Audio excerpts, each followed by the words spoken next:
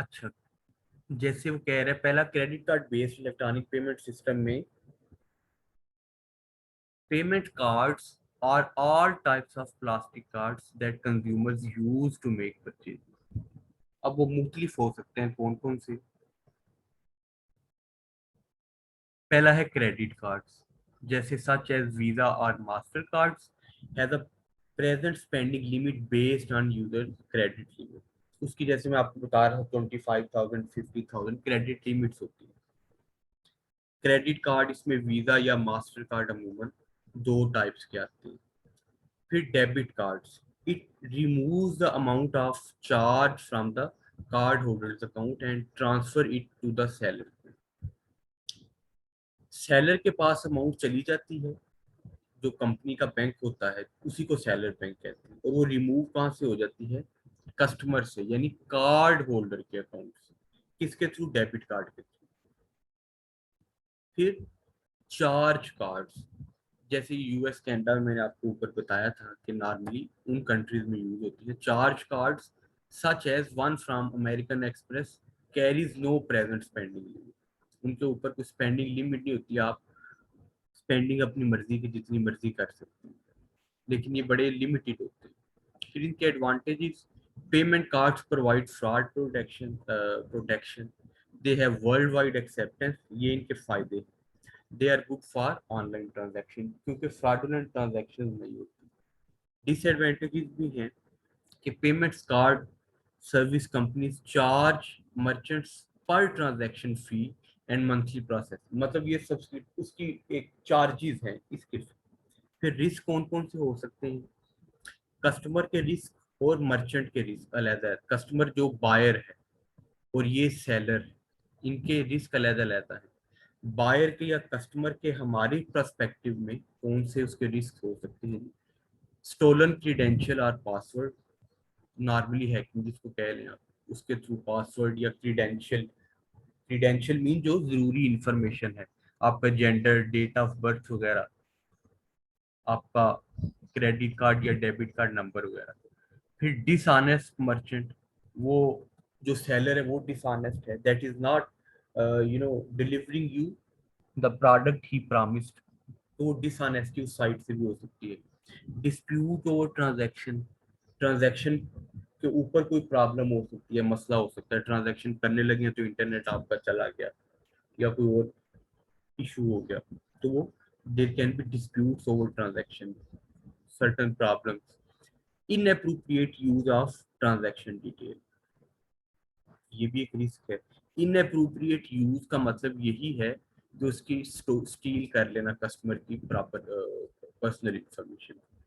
तो transaction detail में उसका क्योंकि नेम या वो चीजें तो शो हो रही होती है, तो उनको इनएप्रोप्रिएट यूज करना एक रिस्क अटैच होता है।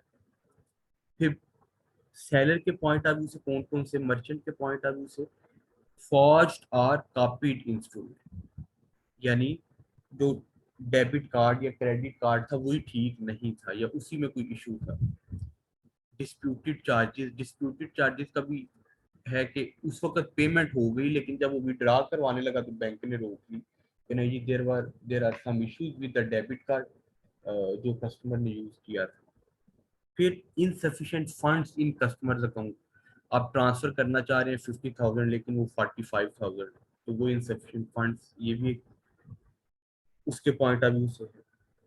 फिर unauthorised redistribution of purchase item, unauthorised redistribution यानी उसने, फर्ज करें एप्पल का मोबाइल खरीदा और किसी आगे अनऑथोराइज्ड बंदे को बेच दिया, उसकी प्रॉपर आइडेंटिटी नहीं ली, तो एक अनऑथोराइज्ड रीडिस्ट्रीब्यूशन है, तो ये भी एक रिस्क होता है।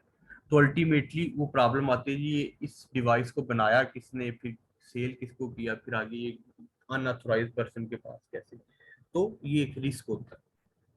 इसी तरह इनको भी आप रिस्क में ही शामिल कर सकते हैं, ये भी प्रॉब्लम है, रिस्क हैं, इश्यूज हैं। सिक्योर ट्रांजैक्शन अक्रॉस इंटरनेट, ये भी इलेक्ट्रॉनिक पेमेंट में इशू होता है, सिक्योर ट्रांजैक्शन नहीं होती, जैसे मैंने आपको बताया हैकिंग या इंफॉर्मेशन जो है ना वो ब्रीच कर ली जाती है। फिर high reliability, no single failure point, ये रिलायबिलिटी हाई है, नो सिंगल फेलियर पॉइंट। क्यों? क्योंकि इलेक्ट्रॉनिक पेमेंट पे रिलायबिलिटी इतनी ज़्यादा बढ़ चुकी है, स्पेशली एडवांस कंट्रीज की, कि सिंगल फेलियर पॉइंट नहीं है। आपने को किसी भी एक जगह पे आपने पे की, फिर कोई और चीज़ खरीदी तब भी पेमेंट की आपने ऑनलाइन, फिर कुछ और खरीदा तब भी, तो सिंगल फेलियर पॉइंट नहीं है। There can be many chances कि आपको जो है फेलियर हो आपका, या आपका इशू हो इलेक्ट्रॉनिक पेमेंट। फिर ऑटोमेटिक ट्रांजैक्शन भी एक इलेक्ट्रॉनिक इशू है। आप समटाइम्स किसी चीज को सब्सक्राइब रीसब्सक्राइब नहीं करना चाह रहे होते, वो एक माह बाद ऑटो सब्सक्रिप वो हो जाती है, तो वो अ, एक रिस्क है और एक इशू है जो ऑटोमेटिक ट्रांजैक्शन हो जाती है। आप हालांकि उसको उस ऐप को या उसको डिलीट करना चाह रहे थे। फिर एनोनिमिटी ऑफ बायर। अब जो इलेक्ट्रॉनिक पेमेंट में ये भी है कि जो बायर होता है उसका नहीं पता होता समटाइम्स वो कौन है। मैं अपने किसी दोस्त के कार्ड पे कोई चीज खरीद रहा हूँ, मुझे उस दोस्त की इन्फॉर्मेशन पता है, लेकिन वो चीजें मैं खरीद रहा हूँ, मैं कुछ और जो है ना वो मेरी आइडेंटिटी नहीं पता हो सकती, ये भी एक इशू हो सकता है। Economic and computational efficiency allow micro payments. Economic and computational efficiency यानी अलाउ माइक्रो पेमेंट, ये भी एक इसमें इशू है कि छोटी छोटी पेमेंट्स इसमें नहीं होती। फर्ज करें जब आप एटीएम कार्ड में भी आप जाते हैं ना, तो आप 500 से ज्यादा कम अमाउंट विड्रॉ नहीं करा सकते। माइक्रो पेमेंट तो मिनिमम ही 500 है, तो ये भी एक इसमें इशू है। फिर flexibility across different methods, flexibility भी होती है, डिफरेंट मेथड्स होते हैं, electronic cash, electronic cheque, electronic card, फिर डेबिट कार्ड, फिर क्रेडिट कार्ड, ठीक है। तो उसके अलावा फिर आप मोबाइल के थ्रू भी इलेक्ट्रॉनिक पे वो कर सकते हैं। तो डिफरेंट मेथड है, फ्लेक्सिबिलिटी है, इसलिए रिस्क भी ज्यादा है। Scalability in number of server and users. Scalability का मतलब ये है कि स्केलेबल है, वो किसी ना किसी स्केल पे उनको सेट किया होता है, उस स्केल से उन्होंने अंदर या बाहर नहीं जाना होता। बिटवीन दो स्केल उनके जो है ना सारे मेथड्स, वो जितने भी सर्वर्स हैं जितने भी यूजर्स हैं, अगर ये स्केलेबिलिटी में डिस्टर्ब हो जाए तो वो यूजर्स के लिए भी प्रॉब्लम आ सकती है। This can be an issue. जैसे अक्सर आपने देखा, शायद आपको एक्सपीरियंस हुआ हो कि एटीएम पे आप जाते हैं तो लिखा होता है कि सर्वर डाउन है या लिंक डाउन है, तो यूजर यूज करने वाले बढ़ जाते हैं, लेकिन उसके सर्वर पे वो उतना उसको बियर नहीं कर पाता, तो ये एक स्केलेबिलिटी का इशू बन जाता है, ये भी एक इसमें हो सकता है। आगे है security requirements in electronic payment system, यानी ये बेसिकली अब सिक्योरिटी रिक्वायरमेंट बताएगा ताकि सिक्योर ट्रांजैक्शन हो। ये जो हमने रिस्क ऊपर देखे या इश्यूज देखे, इनको मिनिमाइज किया जाए,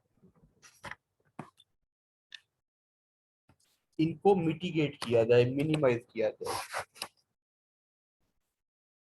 पहला है security requirements in electronic payment system, integrity and authorization, यानी ऑथोराइज करना। कहता है a payment system with integrity allows no money to be taken from user without explicit authorization by the user। Explicit authorization mean वाजे तौर पे उससे उसकी मर्जी है, उसकी कंसेंट ली है। It may also disallow the receipt of payment without explicit consent to prevent occurrence of things like unsolicited bribery. Unsolicited bribery का मतलब है, ब्राइबरी का वैसे मतलब होता है रिश्वत, तो अनसोलिसिटेड का मतलब है कि बगैर बताए हुए।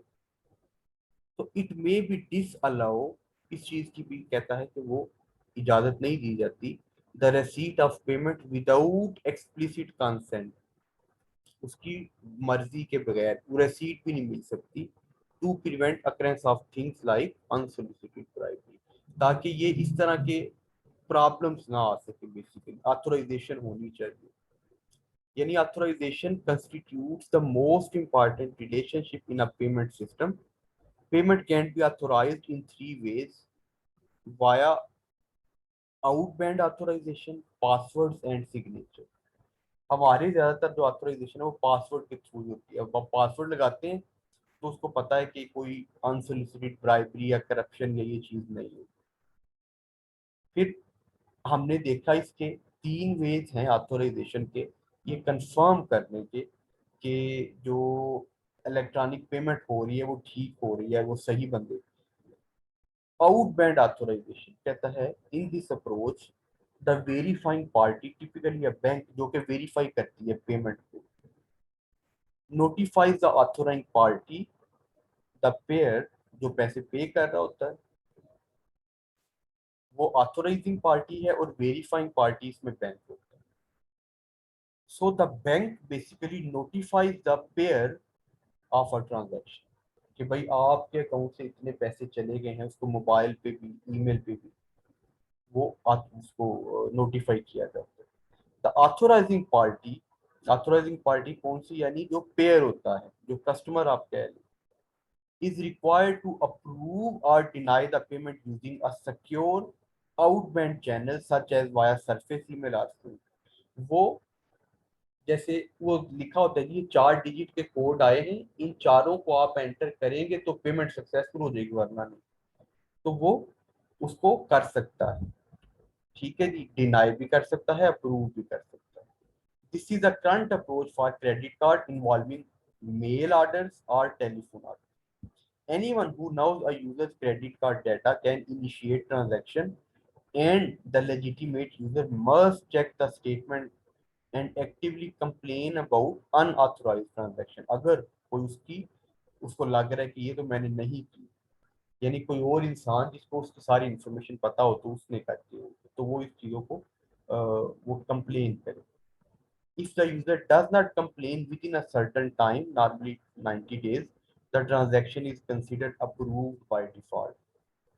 यानी मेरे मोबाइल पे मैसेज आ गया कि 5000 ट्रांसफर टू दैट, अब मुझे याद नहीं या मैंने वो ट्रांसफर अगर नहीं किया तो 90 डेज की लिमिट के अंदर I need to complain it, otherwise वो ट्रांजैक्शन अप्रूव हो जाए अगर मैं वो कोड और वो चीज़ें उनको बस ब्लैंक छोड़ देता हूँ।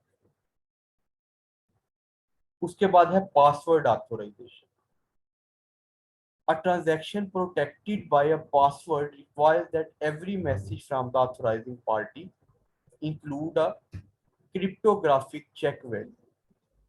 The check value is computed using a secret known only the authorizing and verifying parties. This secret can be a personal identification number, a password, or any form of shared secret। कोई आप कोई भी एक जो है ना, password authorisation का मतलब ये है कि जो ट्रांजैक्शन पार्टी है वो उसके पास एक एनक्रिप्टेड, यानी एनक्रिप्टेड का मतलब ये है कि वो उसके पास सेव हुआ हो, वो कोई वो हो सकता है अपने चेक के अगेंस्ट, क्रेडिट कार्ड के अगेंस्ट, बैंक अकाउंट के अगेंस्ट, उसका कोई भी नंबर हो सकता है, कोई सीक्रेट हो सकता है कि आपका जी फेवरेट टीचर कौन था, आपकी फेवरेट बुक क्या थी, डेट ऑफ बर्थ, ये सारी चीज़। In addition, shared secrets that are short, like 6-digit PIN, are inherently susceptible to various kinds of attack। यानी जो छोटे नंबर है, 6 डिजिट, सिर्फ न्यूमेरिक है, 1 2 3 4 5 6 ही रख लिया हुआ है, कई लोग ऐसे भी रख लेते हैं, तो वो इजीली उनको चेक किया जा सकता है, उनको हैक किया जा सकता है। They cannot by themselves provide a high degree of security। They should only be used to control access to a physical token like smart card or a wallet that performs the actual authorization using secure cryptographic mechanisms such as digital signature। यानी कहने का मकसद ये है, password authorisation में आपने इतना याद रखना है कि एटलीस्ट 6 डिजिट की पिन जनरेट करनी चाहिए फॉर सिक्योर ट्रांजैक्शन और उससे फ्रॉडुलेंट ट्रांजैक्शन से बचने के लिए। तो पासवर्ड ऑथराइजेशन का मतलब है कि कस्टमर या वो जो पेयर है वो अपने पास उसका पासवर्ड उस तरह का कोई वो रखे ताकि उसको उसके अगेंस्ट उसकी इंफॉर्मेशन सेव होती है, ईमेल भी, फोन नंबर भी उस कार्ड के अगेंस्ट, जब वो ट्रांजैक्शन करता है तो उन सिक्योर अकाउंट के ऊपर ही उसको कंटेक्ट किया जाए कि ये ट्रांजैक्शन आपने की है, ताकि वो उसको अप्रूव कर सके। सिग्नेचर ऑथराइजेशन में क्या है कि in this type of transaction the verifying party requires a digital signature of authorizing party. Digital signatures provide non-repudiation of origin. Non-repudiation of origin का मतलब है कि जो आपको मैंने जैसे पहले बताया था डिजिटल सिग्नेचर, तो FRAZ जैसे मेरा नाम है, तो मैं इसको किस तरह से लिख देता हूँ। नॉन रिप्यूडिएशन का मतलब है कि उसमें नहीं लिखना मैंने, उसको मैंने एफ की जगह देखा तो 4 आता है, आर की जगह फर्क करें 7 आता है, तो 4 7 1 की जगह 1, डी की जगह 9, तो 4 7 1 9। इस तरह इसका डिजिटल सिग्नेचर बन जाएगा। फिर कॉन्फिडेंशियलिटी की, सम पार्टीज इन्वॉल्व मे विश कॉन्फिडेंशियलिटी, किसी को कॉन्फिडेंशियलिटी सिर्फ बायर और सेलर को ही पता हो ट्रांजैक्शन में। Confidentiality in this context means the restriction of knowledge about various pieces of information related to transaction. कि कौन सी चीज थी, इस तरह इंफॉर्मेशन बैंक को ना पता हो, बैंक को सिर्फ ट्रांजैक्शन का पता हो, बाकी जो आपका ऑर्डर है या जो आपकी शिपमेंट है या जिसके लिए पेमेंट हुई है उसकी प्राइवेसी रखनी। उसका restriction of knowledge about various pieces of information related to transaction. The identity of payer और पे, इस चीज की को भी कंसील करना, इस चीज को भी हाइड करना। पेयर कौन था, पे कौन थे, यानी बायर और seller, purchase content, amount and so on. Typically the confidentiality requirement dictates that this information be restricted only to the participants involved, जिसको कहते हैं ना एंड टू एंड एनक्रिप्शन। आपने शायद व्हाट्सएप पे उन पे देखा होगा। उसमें क्या होता है कि बायर और सेलर को ही सिर्फ उनके दरमियान ही वो इंफॉर्मेशन शेयर हो रही होती है।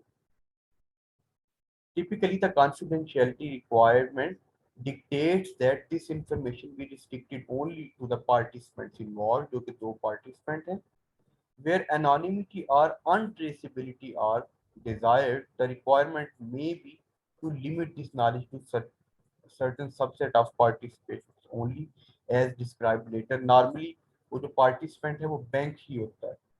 कहता है कि anonymity या untraceability are desired. The requirement may be to limit this knowledge, कि आप चाह रहे हैं कि हमारी ट्रांजैक्शन का नाम किसी को पता चले, तो उसको लिमिट कर सकते हैं सिर्फ किन तक, सिर्फ बैंक तक, और उनकी वेबसाइट पे या पोर्टल पे वो चीज परचेज सेल की इंफॉर्मेशन मिल जाएगी। ये कॉन्फिडेंशियलिटी बेसिकली। फिर availability and reliability, all parties require the ability to make और रिसीव पेमेंट्स व्हेनेवर नेसेसरी। यानी अवेलेबिलिटी एंड रिलायबिलिटी में बेसिकली वो क्या है, क्योंकि ट्रांजैक्शन ऑटोमेटिक है, वो किसी भी जगह पे किसी भी प्लेस में हो सकती है। ठीक है जी, आप पाकिस्तान से अमेरिका कर सकते हैं, पाकिस्तान से पाकिस्तान कर सकते हैं। तो ये बेसिकली अवेलेबिलिटी और रिलायबिलिटी। रिलायबल का मतलब ये है कि जिसमें फ्रॉड के, हैकिंग के वो चीजें ना हो। ठीक है, तो all parties require the ability to make और receive payments whenever necessary. Payment transaction must be automatic, they occur entirely or not at all, but they never hang in an unknown or inconsistent state। कहता है या तो payment उसी वक्त हो जानी चाहिए या नहीं होनी चाहिए। बिल्कुल ये नहीं कि पेमेंट आपने कर दी तो हाफ या 1 आवर बाद आपको वो पता चला कि पेमेंट नहीं हुई। नो, ये रिलायबिलिटी नहीं होगी। No payer would accept a loss of money, not a significant amount in any case due to a network or system crash। कहता है नो पेयर वुड एक्सेप्ट और लूज। ये भी एक इसमें अच्छी चीज है कि पेयर जो है would accept a loss of money, not a significant amount in any case due to network or system crash।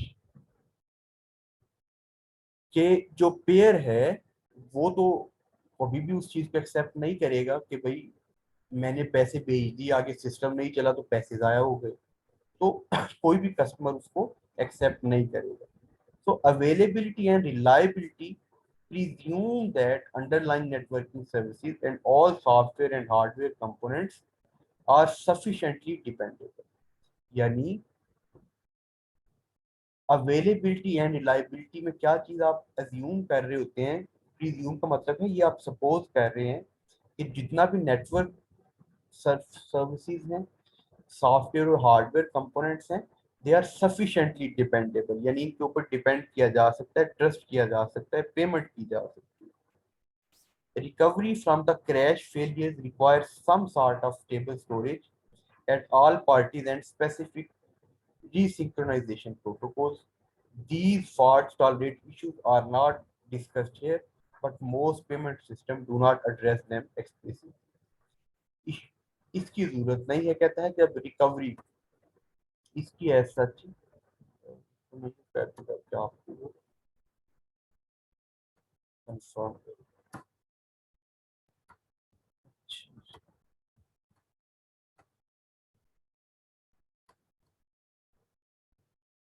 ठीक है.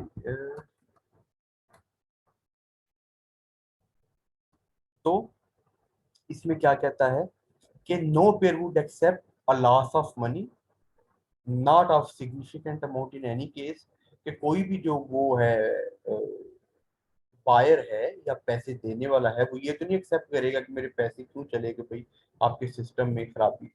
वो इस चीज को एक्सेप्ट नहीं करेगा. अगर सिग्निफिकेंट अमाउंट हो यानी ज्यादा अमाउंट हो फिर तो कभी भी नहीं करेगा. तो ड्यू टू अ नेटवर्क और सिस्टम क्रैश, ठीक है, तो उस वजह से वो नहीं.